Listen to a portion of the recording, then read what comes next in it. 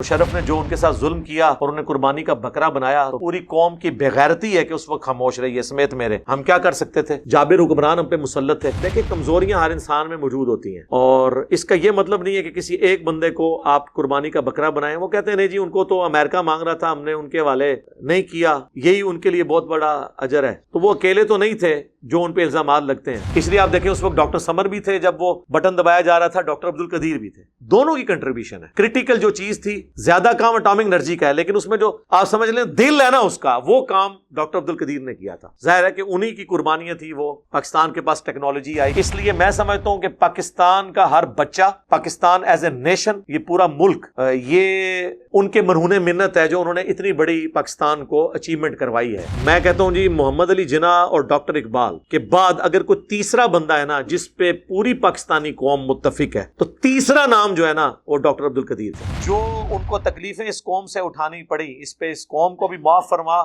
اور اس کے اگینسٹ جو انہوں نے صبر کیا اس صبر پہ انہیں اجر عظیم عطا فرما. السلام علیکم ورحمۃ اللہ. لا حول ولا قوة الا باللہ, حسبنا اللہ ونعم الوکیل. یا حی یا قیوم برحمتک استغیث, لا الہ الا انت سبحانک انی کنت من الظالمین. اللہم صلی علی محمد وعلی آل محمد واصحاب محمد اجمعین الی یوم الدین, آمین. ڈاکٹر عبد القدیر خان انتقال فرما گئے رحمہ اللہ تعالی. اللہ تعالیٰ ان کی مغفرت کرے, انہیں نیک کاموں کا اجر دے اور ان کی برائیوں سے درگزر فرمائے. ہماری دعائیں ان کے ساتھ ہیں. باقی ہم اس مجلس کے اینڈ پہ میں ہر دفعہ جو فوت شدگان ہیں ان کے لیے دعا کرواتا ہوں. انشاءاللہ اس دعا کا حصہ انہیں بھی پہنچ جائے گا انشاءاللہ. باقی ڈاکٹر عبد القدیر صاحب کے حوالے سے چونکہ وہ ایک سینسٹیو ادارے سے تعلق رکھتے تھے, میں نے یہ سارے ادارے وزٹ بھی کیے ہوئے ہیں. میں بالکل چونکہ میرا بھی تعلق رہا ہے. اب ان کی جو خدمات ہیں وہ جنرل تو آپ کو پتہ ہیں, باقی جو ان کی کنٹریبیوشنز ہیں یا انٹرنل چیزیں ان کو تو ہم یہاں بیٹھ کے سینسٹیو ایشوز کو ڈسکس نہیں کر سکتے. باقی ان کی جو پاکستان کے ساتھ یا اسلام کے ساتھ کمٹمنٹ تھی اس کے اوپر تو کسی کی دوسری رائے نہیں ہے. اور مشرف نے جو ان کے ساتھ ظلم کیا اور انہیں قربانی کا بکرا بنایا تو پوری قوم کی بےغیرتی ہے کہ اس وقت خاموش رہی ہے سمیت میرے. ہم کیا کر سکتے تھے؟ جابر حکمران ہم پہ مسلط تھے, لیکن کم از کم اب قوم کو اجتماعی طور پہ ان کی اس موت کے وقت معافی مانگنی چاہیے, اللہ کے حضور ان کے لیے دعا کرنی چاہیے. ان کی زندگی میں تو ہم عوام الناس تو مانگتی رہی, جماعت اسلامی نے بھی کافی مسئلہ اٹھایا, ہماری عدلیہ نے بھی بڑا شرمناک رول ادا کیا. آخری وقت تک ان کی پٹیشن فائل تھی کہ انہیں عام پھرنے کی اجازت دی جائے. باقی جو لوگ ان کے ساتھ ظلم ہوا اس کا دفاع کرنے کے لیے بڑی باتیں کرتے ہیں. دیکھیں کمزوریاں ہر انسان میں موجود ہوتی ہیں اور اس کا یہ مطلب نہیں ہے کہ کسی ایک بندے کو آپ قربانی کا بکرا بنائیں. وہ کہتے ہیں نہیں جی ان کو تو امریکہ مانگ رہا تھا ہم نے ان کے حوالے نہیں کیا, یہی ان کے لیے بہت بڑا اجر ہے. تو وہ اکیلے تو نہیں تھے جو ان پہ الزامات لگتے ہیں. پاکستان میں تو ایک سوئی نہیں کوئی باہر لے کے جا سکتا اس سینسٹیو چیزوں کی, کیونکہ اوور آل تو ساری سیکیورٹی ہماری ریاستی اداروں کے پاس ہے. ایک بندے کو قربانی کا بکرا تو وہ تو شکیل افریدی کو بھی مانگ رہے ہیں کتنے عرصے سے, آپ نے اس کو بھی تو جیل میں رکھا ہوا ہے نا, تو نہیں حوالے کیا. حالانکہ میں سمجھتا ہوں کہ ڈاکٹر عافیہ صدیقی کے مقابلے پہ اس خبیث کو اگر ہم حوالے کر بھی دیں اس کو تو اپنی سزا مل چکی ہے جو کچھ اس نے پاکستان کی بدنامی کروانی تھی. شکیل افریدی نے, وہ جو ڈاکٹر تھا وہ اسامہ بن لادن کا اس نے جو پوری کی تھی, وہ دیں مردود ہمارے کس کام کے ان کے حوالے کریں غدار کو. اس کے بدلے میں ہم اپنی اس بہن کو یہاں واپس لیں, کر لیں ادلا بدلا. لیکن ہمارے حکمرانوں کی, نہ پچھلے حکمرانوں کی جرت تھی کہ وہ بات کریں, نہ اس حکمران کی جرت ہے کہ یہ سامنے بیٹھ کے یہ بات کریں. ہاں ادھر تقریریں ان لوگوں سے کروا لیں جتنی مرضی, یہاں وہ باتیں کریں گے. تو اس طریقے سے ڈاکٹر عبد القدیر صاحب کے ساتھ بھی میں سمجھتا ہوں کہ اس قوم نے جس طرح اپنے سارے محسنین کے ساتھ یہ کرتے رہی ہے, محمد علی جناح سے لے کے آج تک ان کے ساتھ بھی کوئی اچھا سلوک نہیں تھا. عوام الناس ان کے لیے دعا کرتی تھی. باقی ان میں بشری کمزوریاں موجود تھیں, وہ میرے پاس فرسٹ ہینڈ نالج ہے, لیکن وہ تو پاکستان میں اکثر ایلیٹ کلاس کے اندر اس طرح کی کمزوریاں موجود ہوتی ہیں. لیکن اس شخص کی ایک قربانی تھی کہ اس نے اپنی لائف کا جو پیک تھی جس وقت اس وقت اس بندے نے اپنی لائف کو سٹیک پہ لگا کے پاکستان کے لیے اتنی بڑی قربانی کی. اور اس کے بعد پھر ذوالفقار علی بھٹو کو بھی سلام ہے کہ انہوں نے ان کو انڈورس کر کے. ویسے اٹامک انرجی کا جو ادارہ ہے نا پاکستان اٹامک انرجی کمیشن، یہ تو 50s میں ہی قائم ہو چکا تھا، اور پاکستان جو ایٹمی طاقت بنا اس میں میجارٹی رول اسی ادارے کا ہے. لیکن اس میں جو سب سے کرٹیکل ایک سٹیج تھی، وہ جو سٹیج ہے وہ ڈاکٹر عبد القدیر خان نے پاکستان کو عبور کروائی ہے. اب وہ سینسٹیو باتیں مجھے کیمرے میں کرنے کی ویسے اب نیٹ پہ پڑھ جائیں تو آپ کو پتہ چل جائے گا. کیونکہ میں اس لیے کہہ رہا ہوں کہ جو اٹامک انرجی کے لوگ ہیں نا وہ ان سے بڑے جیلس ہوتے ہیں. یہ علیحدہ سے ان کا ادارہ ہے اپنا کوٹا، یہ خان ریسرچ لیبس، جسے کوٹا بھی آپ کہتے ہیں، ریسرچ لیبس کہتے ہیں، ویسے وہ خان ریسرچ لیبس ہے KRL. اور یہ ہے Pakistan atomic energy commission PAEC. یہ دونوں الگ ادارے ہیں. اس لیے آپ دیکھیں اس وقت ڈاکٹر سمر بھی تھے جب وہ بٹن دبایا جا رہا تھا، ڈاکٹر عبد القدیر بھی تھے. دونوں کی کنٹریبیوشن ہے.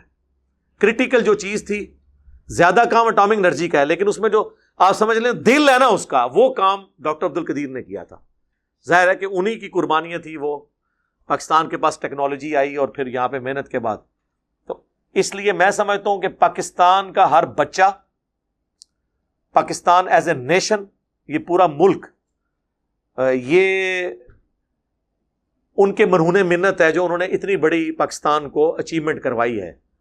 ڈاکٹر عبد القدیر رحمہ اللہ تعالیٰ نے، اللہ تعالیٰ ان کی مغفرت کرے، انہیں نیک کاموں کا اجر دے، ان کی برائیوں سے درگزر فرمائے. دیکھیں کمزوریاں ہر انسان میں ہیں، لیکن اس کی اچھائیوں کا ذکر اس اعتبار سے کریں کہ ان کی اچھائیاں ان کی کمزوریوں پہ بھاری ہیں. بہت بڑی بڑی دعوے کرنے والی ہستیاں پاکستان کو وہ کنٹریبیوٹ نہیں کر سکیں جو ڈاکٹر عبد القدیر نے کیا. باقی جو ان کے سکینڈلز بتاتے ہیں ان میں سے کئی ایک ٹھیک بھی ہیں کہ جی یہ ہو گیا، وہ ہو گیا، فلاں کو ٹھیکہ دے دیا، فلاں جگہ اتنا خرچہ کر دیا. تو میرے بھائی کیا یہ وہی کر رہے ہیں؟ اس سے زیادہ خرچے وہ لوگ کر رہے ہیں جنہوں نے کچھ بھی نہیں دیا، لیے ہی لیا ہے ہمیشہ. تو یار اس نے تو بہت کچھ ہمیں دیا. مجھے تو نہیں اب پتا کہ ان کو دفنا رہے کہاں ہیں. کوئی اس حوالے سے خبر آئی ہے سر؟ فیصل مسجد. دیکھیں میرے دل میں خیال آیا تھا، میں نے کہا میں پہلے پوچھ لوں. میرے دل میں خیال تھا کہ فیصل مسجد میں آپ نے وہ ایک اپنے بابا جی تو وہاں پہ دفنائے ہوئے ہیں، ضیاء الحق صاحب، جو ہمیں وہ دہشت گردی کا افریت دے کے چلے گئے، اور پاؤڈر کلچر اور ہیروئن کلچر اور کلاشنکوف کلچر.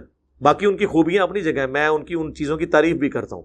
پاکستانی فوج میں جو مذہب کا ایلیمنٹ غالب ہے، یہ سارا انہی کو کنٹریبیوشن جاتی ہے، لیکن ان کے ساتھ کمزوری ہوئی تو یہ تو زیادہ اہل ہے. اب یہ نہ ہو کہ ان بابا جی کے ساتھ دفن کر دیں ان کو، لادہ دفن کریں اور مزار نہ بنائیں. بھائی مزار شزار بنانے کی ضرورت نہیں. وہاں قبر کا یہ فائدہ ہے کہ جتنے شادی شدہ نئے جوڑے ہیں وہ فیصل مسجد کی زیارت کے لیے جاتے ہیں. تو پورا پاکستان آلموسٹ وہاں جاتا ہے، باہر سے بھی لوگ آتے ہیں. تو جب بھی وہاں سے کوئی گزرے گا ان کے لیے دعا کرے گا.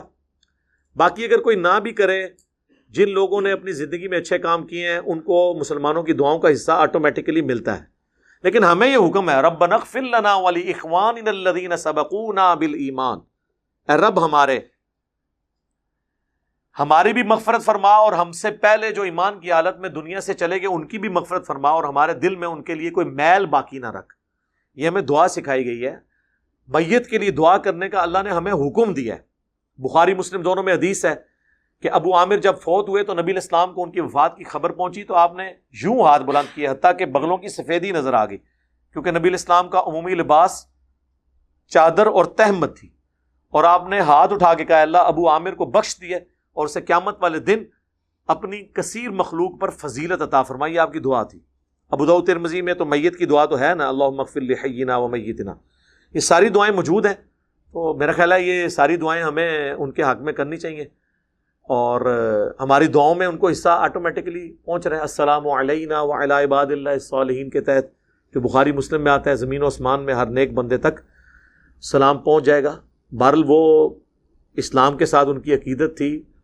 آخری وقت میں تو ظاہر ہے وہ بڑے مایوس ہوئے ہیں جو کچھ اس قوم نے ان کے ساتھ کیا. بہرحال قوم نے دیا بھی بہت کچھ ان کو، لیکن اس سے زیادہ کے حقدار تھے. جس تکلیف سے انہیں، جس کرب سے ان آخری 20 سالوں میں آلموسٹ 9/11 کے بعد آپ کہہ لیں گزرنا پڑا ہے، تو وہ اپنی جگہ. باقی ہے کہ میرا خیال ہے prime minister, army chief at least ان دونوں کو تو جنازے میں خود شامل ہونا چاہیے اسلام آباد کے اندر ایک گڈ جیسچر کے طور پہ، اور اس خبر کو بڑھا چڑھا کر پیش کرنا چاہیے. کوئی کسی سے ڈرنے کی ضرورت نہیں ہے. ہمیں فخر ہے. میں کہتا ہوں جی محمد علی جناح اور ڈاکٹر اقبال کے بعد اگر کوئی تیسرا بندہ ہے نا جس پہ پوری پاکستانی قوم متفق ہے تو تیسرا نام جو ہے نا وہ ڈاکٹر عبد القدیر کا ہے. اگر کوئی کہتا ہے ان سے کوئی بھاری پرسنالٹی ہے جس کو سارے ہی پسند کرتے ہوں، سارے فرقوں کے، سارے پولیٹیکل جماعتیں، ایون وہ لوگ جنہوں نے ان کو یہاں تک پہنچایا، وہ بھی صرف کمزوری اپنی آقاؤں کے آگے شو کرتے ہیں، ادروائز وہ بھی ان سے محبت کرتے ہیں. اور وہ نظر بند تھے اپنے گھر میں، یہ نہیں تھا کہ انہیں جیل میں پھینکا ہوا تھا، لیکن پھر بھی یار یہ کہنا آسان ہے. آپ کو دنیا کی ہر فیسلٹی دے کے ایک جگہ بٹھا دیا جائے نا اپنے گھر کے اندر بھی، تب بھی انسان کی ایک نیچر ہے، وہ نہیں رہ سکتا، اس کا بھی دل کرتا ہے وہ باہر نکلے. نظر بندی ہوتی ہے. لوگ تو بڑے آسانی سے کہہ دیتے ہیں جی گھر کے اندر نظر بند ہے. گھر کے اندر کتنی دیر آپ رہ سکتے ہیں؟ باہر تو نکلنا ہی پڑتا ہے کبھی نہ کبھی. آپ نہ نکلیں ایک سال کے لیے، جناب آپ ذہنی مریض بن جائیں. چاہے آپ کو دنیا کی ہر فیسلٹی ہو، آپ پوری دنیا کی خبریں آپ کے پاس آ رہی ہوں، انٹرنیٹ آپ کے پاس ہو، سب کچھ ہو، گھر میں رہنا ہی انسان کی اللہ نے نیچر ایسی بنائی ہے کہ اس کو باہر نکلنا پڑتا ہے. ہمیں پتہ نہیں چلتا. ہم دن میں ایک دفعہ، یہ کورونا کے دنوں میں جب لاک ڈاؤن ہوا تھا، کیا حالت ہوئی تھی ہماری. سب سے زیادہ طلاقیں اور میاں بیوی کی لڑائیاں ان دنوں میں ہوئی ہیں، کیونکہ میاں بیوی کو اتنی دیر کٹھے رہنے کی کبھی عادت ہی نہیں تھی. اور اس سے بڑی بات جو بچے کرتے ہیں میاں بیوی کے ساتھ، بچے تو آپ کو پتا ہے ان کی تو بیٹریاں ڈسچارج ہی نہیں ہوتی. یہ تو میں تو کہتا ہوں اسکول والے بچوں کو پڑھائے نا، صرف جو 6-7 گھنٹے اسکول میں رکھ لیتے ہیں نا، اس کی بھی فیس لے لینا تو ان کی مہربانی ہے. میرا تو اپنا تجربہ یہ ہے، باقی لوگوں کا نہیں پتا. مجھے تو اب اسکولوں کی اتنی قدر آئی ہے. اور آپ کے لیے خوشخبری ہے، یہ پرائم منسٹر صاحب کی طرف سے، گورنمنٹ کی طرف سے اناؤنسمنٹ ہو چکی ہے، اس منڈے سے ریگولر کلاسیں شروع ہو رہی ہیں. اور آپ کو پتہ نہیں ہے اس کے جو برے اثرات ہوئے ہیں ایز اے نیشن ہمارے اوپر، ہمارے بچوں کے اوپر، اور کتنے لوگوں کا روزگار فارغ ہو گیا، کتنے ٹیچرز فارغ ہوئے ہیں. اور یہ جو گاڑیوں کے وینوں والا چکر تھا وہ تو بیچارے بے روزگار ہو گئے. ہفتے میں جب 2 دن اسکول جانا ہے تو لوگ پھر اپنے خود ہی موٹر بائک پہ جا کے چھوڑ آتے ہیں کہ یار ہم ان کو اب فیس دیں گے. اور وہ بھی الٹرنیٹو ڈیز کی وجہ سے.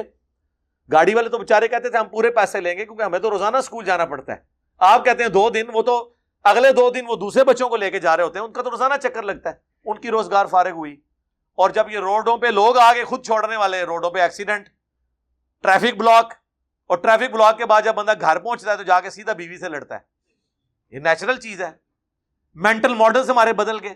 ہمارے بچوں کی تعلیم کا بیڑا غرق ہو گیا اس کورونا کے اس پورے ایپیسوڈ کی وجہ سے.